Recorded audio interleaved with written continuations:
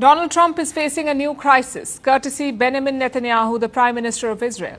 2 days ago, Israel attacked Qatar, a direct military strike. It was a bold move and a major blow to America's Gulf strategy. Qatar is a key U.S. defense partner. It's a critical node in West Asia's military balance. Remember, less than 4 months back, Trump was in Doha, the capital of Qatar. It was his first foreign trip as president in the second term. And Trump signed a major defense pact. It was meant to deepen ties and cement Qatar's role in America's West Asia policy. But Israel, which is another close American ally in the region, may have bombed that agreement.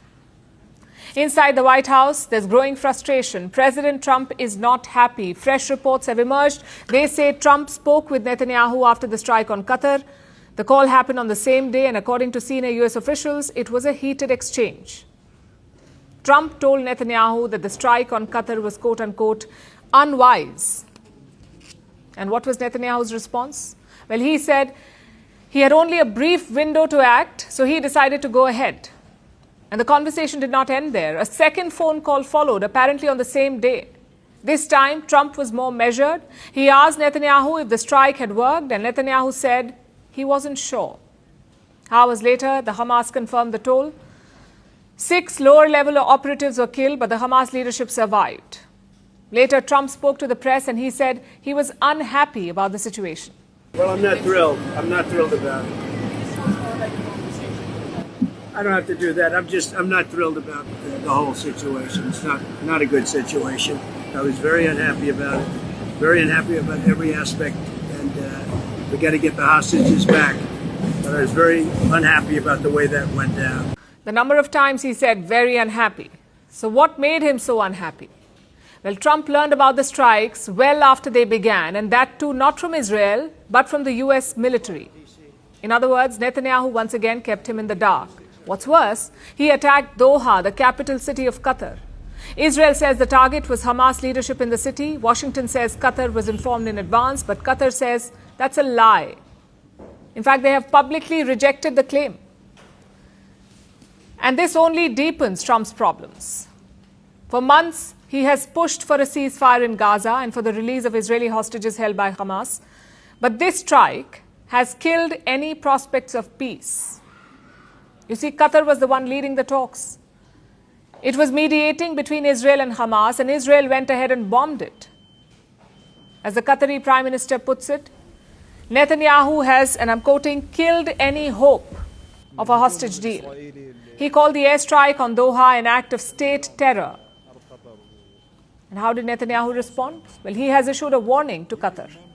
We went after the terrorist masterminds who committed the October 7th massacre. And we did so in Qatar, which gives safe haven. It harbors terrorists. It finances Hamas. It gives its terrorist chieftains sumptuous villas. It gives them everything. And I say to Qatar and all nations who harbor terrorists, you either expel them or you bring them to justice. Because if you don't, we will. Doha has called an emergency summit. They've called Arab leaders to meet over the weekend. They will discuss Israel's attack and possibly a response. Now, whichever way you look at it, West Asia is more unstable, if that was even possible. And once again, Israel is at the center of the storm. Also, the strike on Qatar was not isolated. It's part of a wider escalation. In the past 72 hours, Israel has attacked 5 countries. 5 countries in 72 hours, and this is apart from its war in Gaza, which is also intensifying. Israel is pounding Gaza with airstrikes. At least 150 people have died this week. On Monday, Israel also struck 2 districts in Lebanon. 5 people were killed. Israel said it was targeting Hezbollah positions, even though they have a ceasefire in place with the Hezbollah. Next, Israel struck Syria. It hit a Syrian Air Force base in Homs. The 4th target was Tunisia.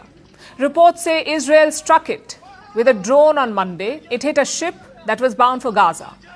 The 5th operation was in Qatar. We've already told you about it. And yesterday, Yemen was hit. Israel bombed the Sana'a airport. Fires were seen on the tarmac. So this is escalating. Israel is widening its campaign.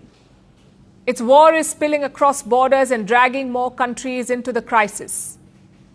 Yesterday, Indian Prime Minister Narendra Modi spoke with Qatar's Amir and he condemned the Israeli strikes on Doha.